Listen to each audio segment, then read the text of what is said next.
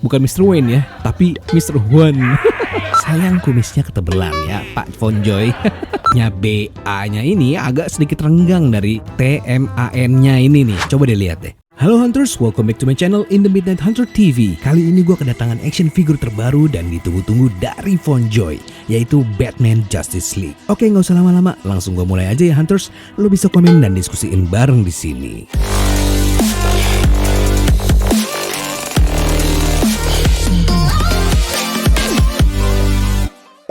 Hey Hunters, sebelum gue mulai reviewnya, tolong subscribe channel The Midnight Hunter TV dan follow Instagram The Midnight Hunter. Dan yang udah subscribe, mantap. Thank you banget ya.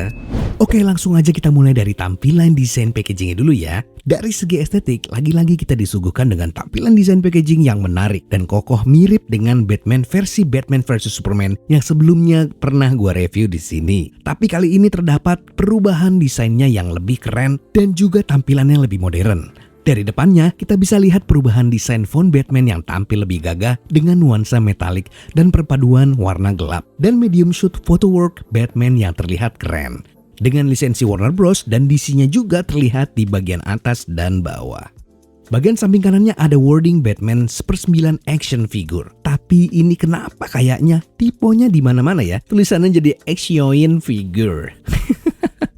Begitu juga kayak di bagian kirinya, hampir sama dengan bagian kanan dan di bawahnya juga ada logo 85 Years Batman Anniversary seperti packaging Batman vs Superman. Di bagian belakangnya ada fotowork yang memperlihatkan pose full body Batman berikut juga aksesoris yang didapat. Karena gue ini beli yang deluxe, tentunya ini udah include head sculpt yang ada di dalam packagingnya ini. Overall, dari segi estetik dan tampilan desainnya udah oke ya, meskipun masih mirip-mirip aja desainnya sama rilisan Fonjoy sebelumnya. Oke, karena gue udah gak sabar, sekarang langsung aja unboxing ya Hunters, seperti apa detailnya.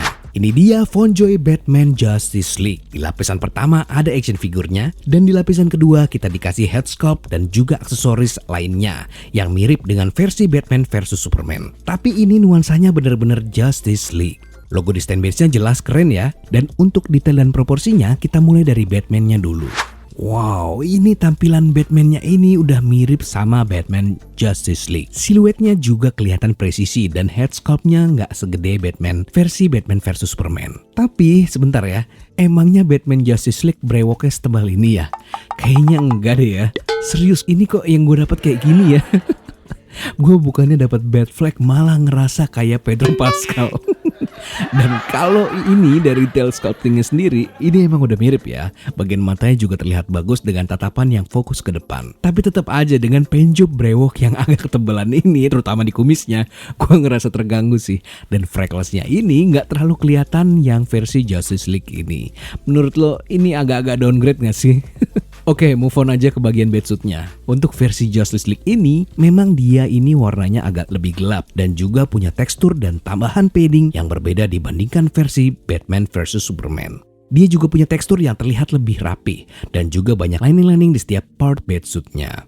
Terutama di bagian upper torso, bat symbol, dan juga di bagian lower torsonya. Tapi ini detail banget sih. Paintjobnya juga matte black gitu ya, terkesan elegan dan yang pastinya ini harus pelan-pelan banget kalau mau diartikulasi atau mau dipose-pose. Karena kalau terkena gesekan, dia akan lecet dan akan kelihatan glossy di bagian detailnya ini. Jadi kayaknya memang harus hati-hati ya. Dan untuk bagian utility beltnya, ini lebih asik dan kelihatan compact. Memang nggak jauh berbeda dengan versi Batman vs Superman, tapi ini better daripada punya McFarlane yang penjobnya hanya diwarnain gold terang gitu. Kalau menurut gue ini penjobnya udah pas banget sih, nggak terlalu gold dengan warna hitam di setiap sisinya.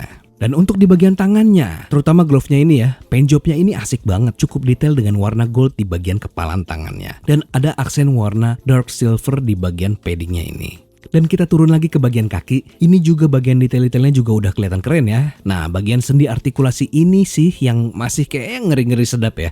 Karena versi The Batman pakai plastik bening di bagian selangkangannya. Dan untuk capnya ini, materialnya masih mirip dengan material Batman versi Batman vs Superman. Karena ini cukup bertekstur, kayak kulit sintetis tapi tipis. Dan ini udah wired, jadi capnya ini juga bisa ngasih efek melayang. Overall, untuk detail dan proporsinya, menurut gua ini udah oke banget sih. Sayang kumisnya ketebelan ya Pak Fonjoy.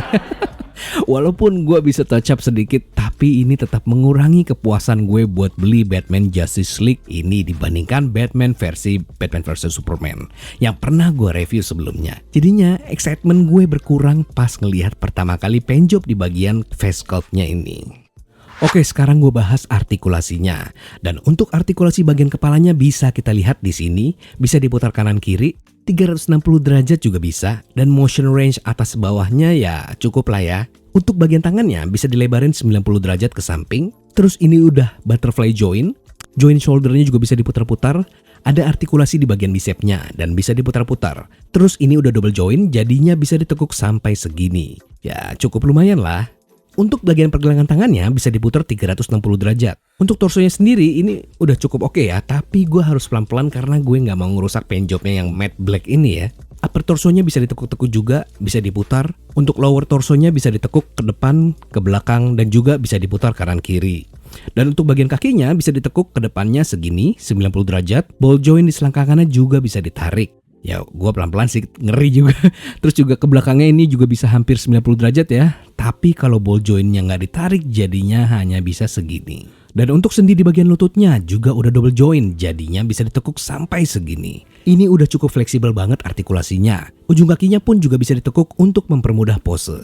Sayangnya di pangkal pahanya ini udah fix ya, nggak bisa diputar karena nggak ada artikulasinya. Overall untuk artikulasinya ini udah cukup oke ya Hunters. Oke, kalau untuk aksesorisnya ini karena gue beli versi deluxe, jadinya gue dapet head sculpt yang keren banget. Ya ini memang cakep sih, apalagi di bagian rambutnya ini ada bagian jatuhnya gitu ya di bagian jidatnya. Terus juga nih sculptingnya dan likenessnya ini baru bener-bener merepresentasikan Ben Affleck. Tapi untuk paintjobnya mungkin agak sedikit pucat dibandingkan versi Batman vs Superman. Ini agak lebih bersih aja paintjobnya. Kalau versi Batman vs Superman, dia freckles-nya ini lebih kelihatan. Kalau versi yang ini nggak terlalu ya. Juga bagian matanya yang kurang glossy. Karena kelihatan kan tatapannya yang lebih hidup yang mana? Dan kulitnya juga agak sedikit pucat dan agak kelihatan beda sama bagian lehernya. Meskipun secara look gue suka yang Justice League, tapi gue masih suka sama versi Batman vs Superman-nya. Ya bisa dipakai buat ganti-ganti aja sih. Dan kira-kira ini tampilannya kalau dia unmask. Masih fit banget sih ya, kelihatan natural dibandingkan versi masknya yang kumisnya itu udah ketebelan. Dan inilah perbedaannya untuk mask dan unmask. Menurut lo lebih cocok display unmask atau mask? Lo bisa komen di bawah ya Hunters.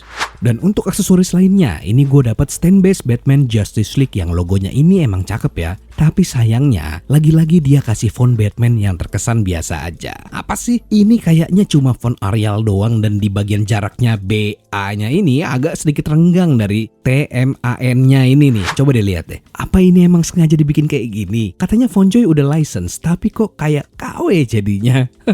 Dan bagian tiang penyanggap transparannya ini juga pas gue masukin lubangnya, ini kayak loose dan gak fit. Lubangnya ini juga kayak kelebaran di bagian stand base-nya. Dan juga gue dapet 2 pasang alternatif hands-nya Batman untuk megang Batarang dan juga grapnel gun-nya Batman. Dan gue dapet 2 buah Batarang-nya. Overall, kalau untuk aksesorisnya ini menurut gua udah cukup ya. Masih mirip-mirip dengan versi Batman vs Superman. By the way Hunters, gua suka foto-foto Fontjoy Batman Justice League ini kayak di foto Instagram gua juga. Oh ya Hunters, jangan lupa follow Instagram gua ya. Lu wajib follow The Midnight Hunter.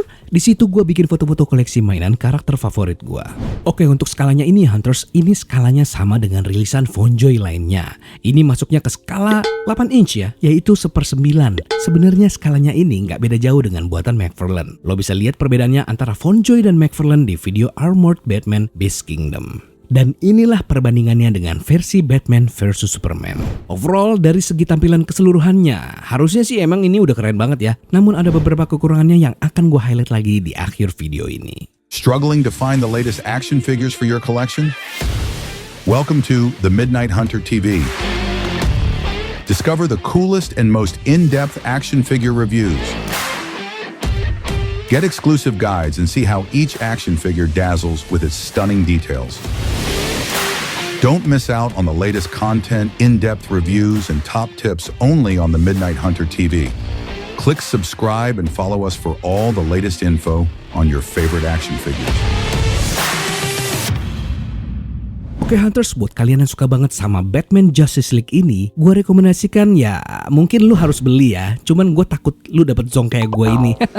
Terus apa sih yang bikin gue suka banget? Jelas, dengan tampilan dan proporsinya yang keren udah lebih mirip sama di filmnya. Dari mulai head sculpt-nya, proporsi dan bagian artikulasinya juga bagus. Masih cukup fleksibel dan detail. Juga dengan tampilan head sculpt yang bagus terutama untuk versi unmasked-nya. Kostumnya juga keren, punya tekstur yang bagus dan detail. Paintjob di batsuitnya juga cakep banget. Namun, ada beberapa hal yang gue kurang suka. Sayang banget, mungkin gue lagi apes aja ini ya. Dapat Batman yang kumisnya agak ketebalan, jadinya bukan mirip Ben Affleck, tapi malah mirip Pedro Pascal. Jadi apa namanya sebutannya? Bukan Mr. Wayne ya, tapi Mr. One.